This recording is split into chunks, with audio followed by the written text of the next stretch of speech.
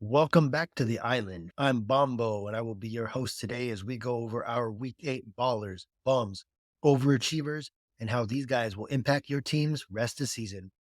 But before we kick it off, remember to follow and subscribe to all things Fantasy Island Podcast.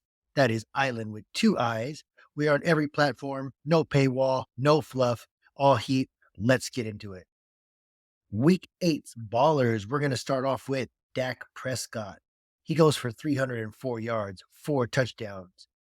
With the current injuries to quarterbacks, Justin Fields, Anthony Richardson, Kirk Cousins, list goes on.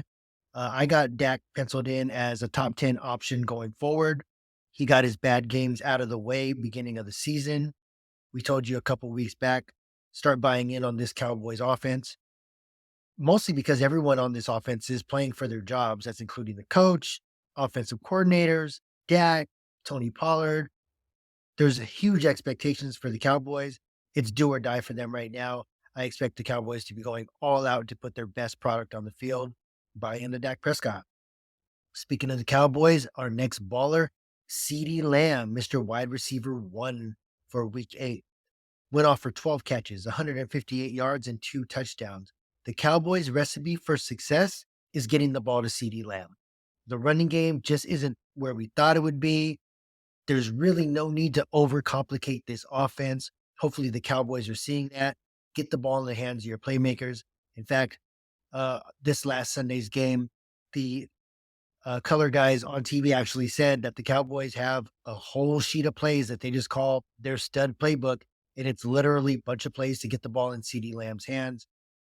That looks like a winning formula. They should probably stick with that. Ceedee Lamb locked in top 10 wide receiver rest of year. He's going to flirt with top 5 as long as the Cowboys keep on winning and they keep on taking advantage of bad teams. Sticking with the wide receiver position, another baller, and I could have went either one, either Waddle or Tyreek Hill, but I'm going to go with Jalen Waddle because he's sometimes the Robin or the forgotten man out of that duo. Jalen Waddle, 7 catches, 121 yards, and 1 touchdown.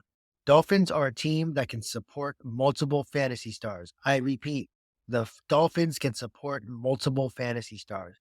You want to buy in on as many of these guys in the offense as you can, especially their stars. The price may be a little high, but we've seen now for the past 8 weeks, the outcome is always the same. These guys are studs. These guys are lineup locks, set it and forget it type players. This team is stacked. They have everything but a tight end. Jalen Waddle is, at the very minimum, a mid wide receiver 2 going forward. And our last baller, Monday Night Miracle, Mr. Jameer Gibbs, 26 carries, 152 yards, 1 touchdown, also added 5 catches for another 37 weeks. We got a bye week coming up. David Montgomery is eventually coming back. That makes Jameer Gibbs a huge gamble. But like we say on the show, that's why we play. He probably is not going to be getting workhorse touches. He's not going to be getting 30, 35 carries with Montgomery coming back in the fold. But what he is going to get are touches that are very fantasy friendly. Jameer Gibbs is going to be very efficient. His catches are going to go for positive yardage. You've seen the juice this past Monday when they were killing the Raiders. When he hits a corner, and even when he hits the hole, he's just running aggressively. He's got the speed. Even with David Montgomery coming back into the fold, I got Jameer Gibbs being an RB2 for the rest of the season. The Lions can support it. I'm all in on Jameer Gibbs.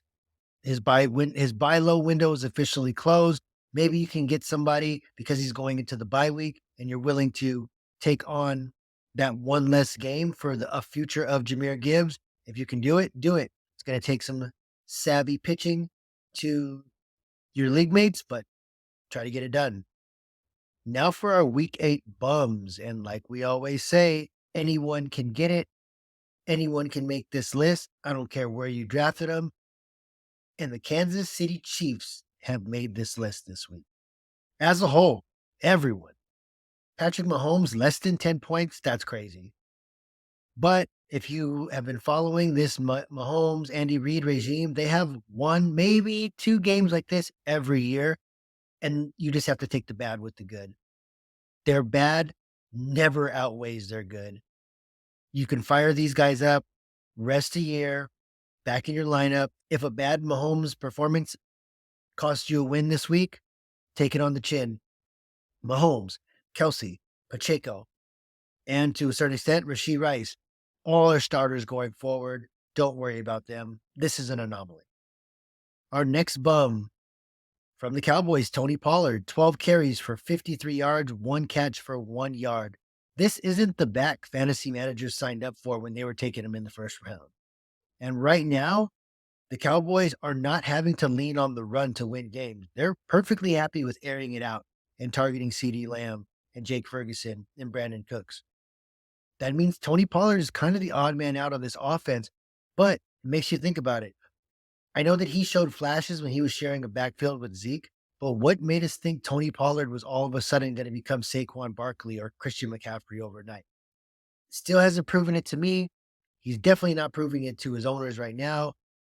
He may be on your hot seat. My opinion, you keep him.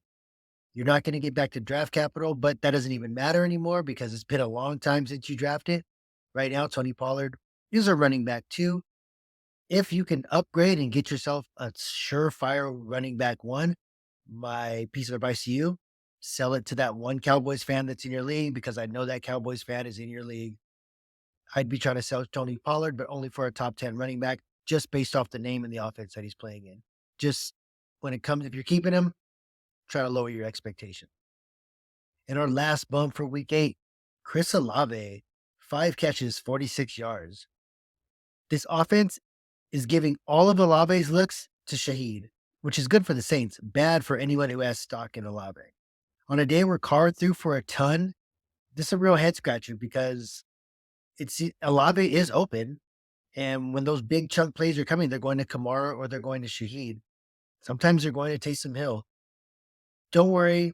If the Saints are rolling offensively, eventually they're going to get Olave in the fold. They know he's their best playmaker on the offensive side of the ball. Better days to come with the Saints, better days to come with Chris Olave. But for week 8, he's on the bum list. Now our overachievers. We preface it by saying these are guys that we don't expect to do this every week. These are guys that we will warn you, don't chase the points. These are also guys that may be on the cusp of no longer being on this list and being maybe a more stable fantasy option. And the first guy I'm going to start with, Taysom Hill. Taysom Hill goes for 9 carries, 63 yards, 2 touchdowns on the ground. Also threw in 1 catch for 14 yards.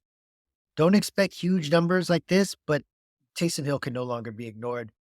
We've been preaching it on the island since before week 1. Tight end landscape is pretty dry outside of your top 3 or 4 guys. If you're going to roll the dice with a tight end, you might as well roll it with Taysom Hill just because he can score a touchdown 3 different ways on the field at any time. And like I said earlier, this Saints offense appears to be rolling. And if it ain't broke, don't fix it. Going to Taysom Hill in key goal line situations is working. Taysom Hill should be rostered. Taysom Hill can be started over a lot of other tight ends that just aren't doing it for you.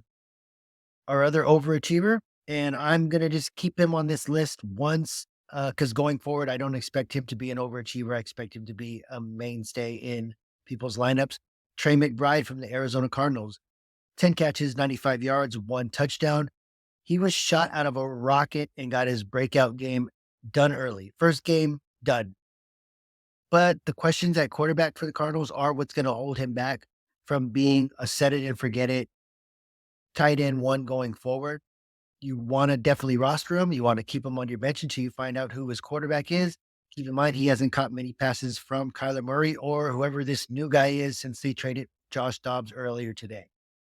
Keep an eye on the quarterback situation, but Trey McBride should no longer be on waiver wires. He 100% should be on your roster. Once they find out who their quarterback is, evaluate, then start. And our last overachiever, Gus Edwards, Gus the Bus. 19 carries, 80 yards, 3 touchdowns the hard way. And it's good to see a downhill bruiser get some fantasy shine. But I'm going to say it again, don't chase the points. He's had his 2 best games the past 2 weeks. But like we've seen, every Baltimore running back eventually has this multi-touchdown, huge fantasy game. I don't care who it is. Kenyon Drake, Devontae Freeman, Le'Veon Bell had a couple of touchdowns a few years ago. The Baltimore backfield is a mess, but if you're going to own a Baltimore back, Gus Edwards is the one to own. He 100% is a great start if you have a guy on bye, or if he's going against a super weak team and they expect to run out the clock. He's a good spot start. But if you can upgrade to a more consistent running back option, a high end RB2, I would be shopping him right now off of this 2 good game performance and seeing what you can get. Test the market.